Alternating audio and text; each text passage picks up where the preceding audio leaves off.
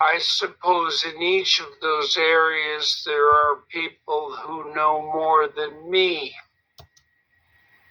Okay, he admits he's not an expert in these areas. So, But across the areas, I'm not doing too bad. but he claimed that without be expert in these areas, he can and good enough to connect these areas, which is also not connectable. And so I figured out some things that are very fundamental, I think. Also, he make a claim he finds something fundamental. He think. So the way he articulated, it's clearly he is not confident and not certain about. And we'll see how people respond. Like I figured out, for example, that How people respond, he wouldn't know unless he talked with every individual, and there would be multiple different feedbacks.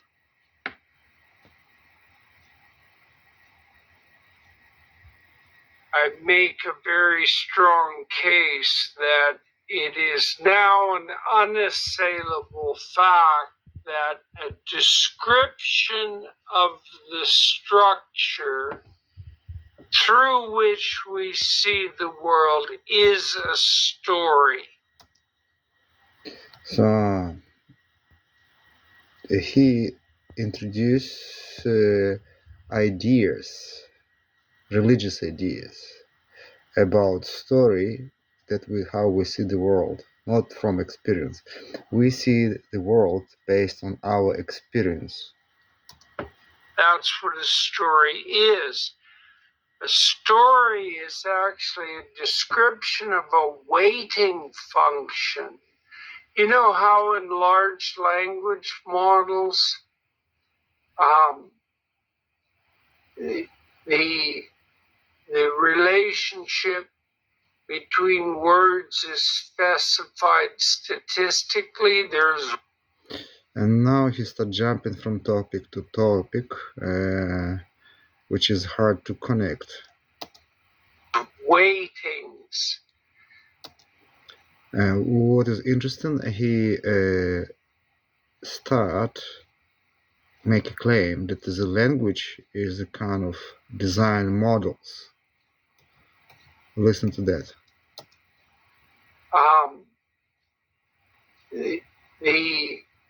The relationship between words is specified statistically. There's weightings that define the So relationship between the words specified statistically. What statistic he referred? relationship between letters and words and concepts and sentences and paragraphs and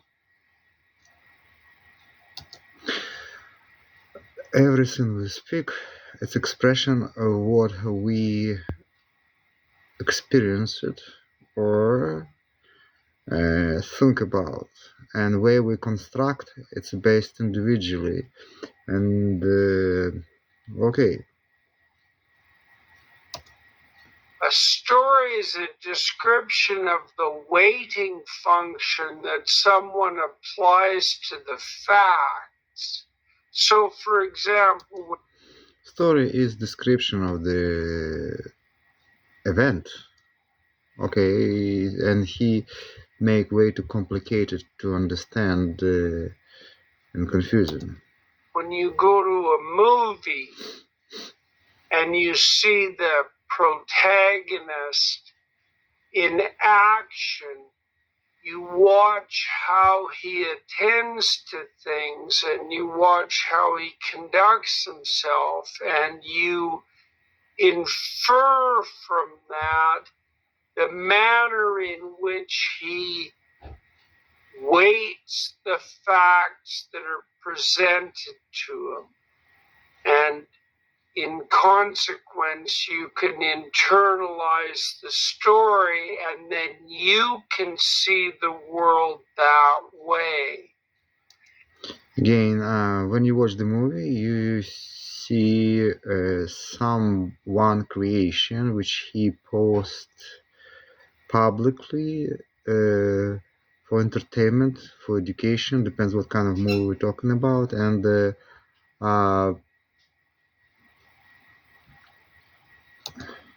And that's why that also accounts, by the way, for why we're so interested in narratives, right? So it's another very interesting parasite he always apply, slow right. So after he make a statement, he ending statement with a question, right? It's kind of try to confirm his correctness and try to convince that he in the right correct way, and he is trusted to should be trusted.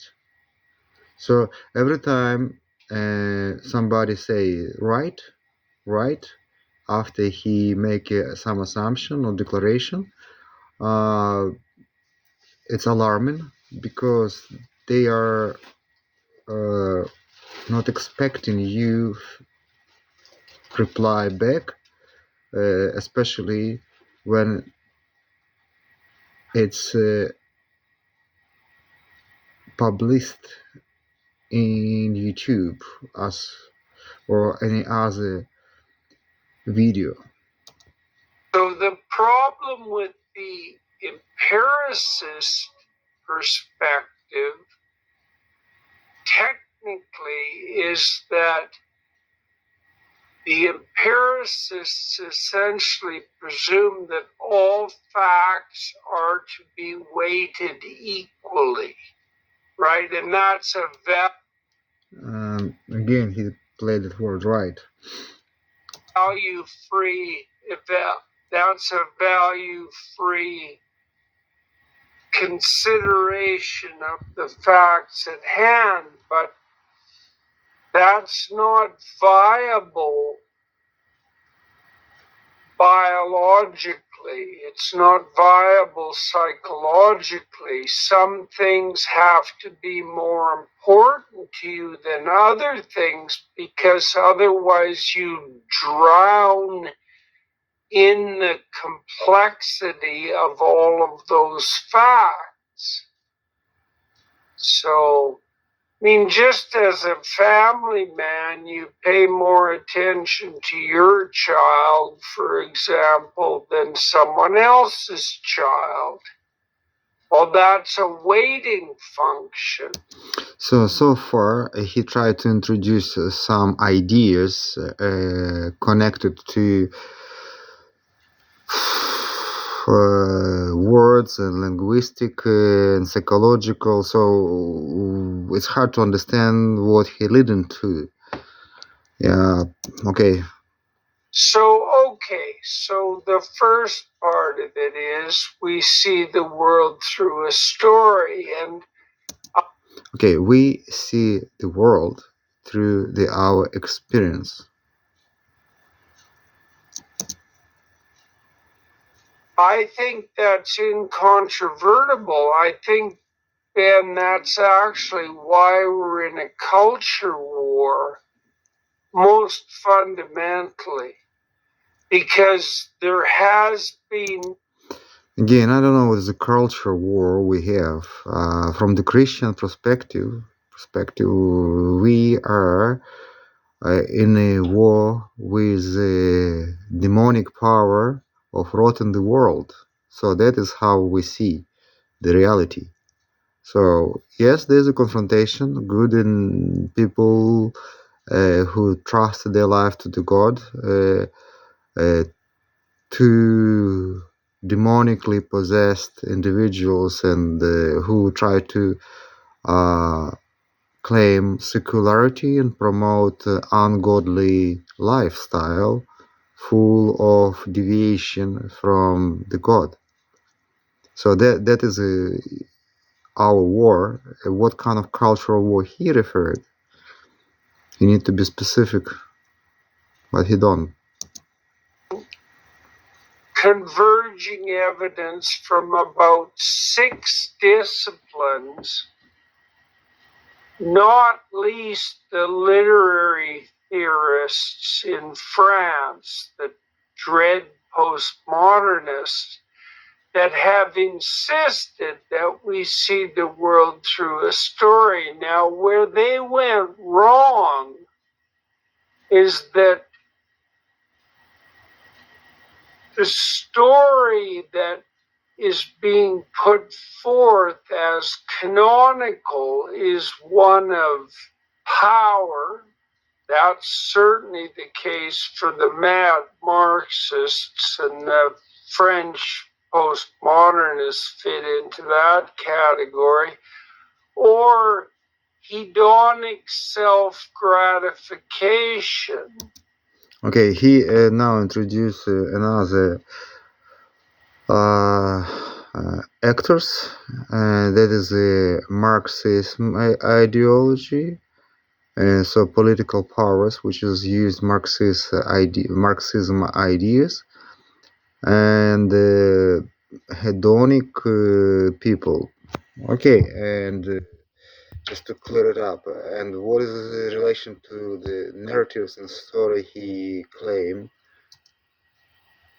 Or nihilistic collapse. And all of those are self-defeating. Self-defeating. The proper story is one of sacrifice. Okay, now we come to the reality. So he was talking about all the way value of story to introduce the proper story of sacrifice. So now we come to another false narrative constantly promoted by Peterson as a sacrifice. He used this word constantly and without giving respect value of this word in a Christian meaning. Word sacrifice is about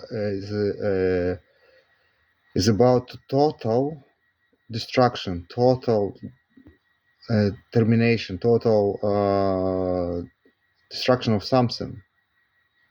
So when you sacrifice your life, you destroy your life. When you sacrifice, for example, a first sacrifice was Abel and Cain. So, and they was completely destroying fruits of their labor with a declaration that is that fruits of their labor is no longer important for their life. And the way Jordan Peterson using word sacrifice is totally different. He used the word sacrifice as a trading operation. So you need to give up something to obtain something else, which is a trading. It's basically he is promoting like he's a merchant. He is not promote a priesthood value, but trading ideology.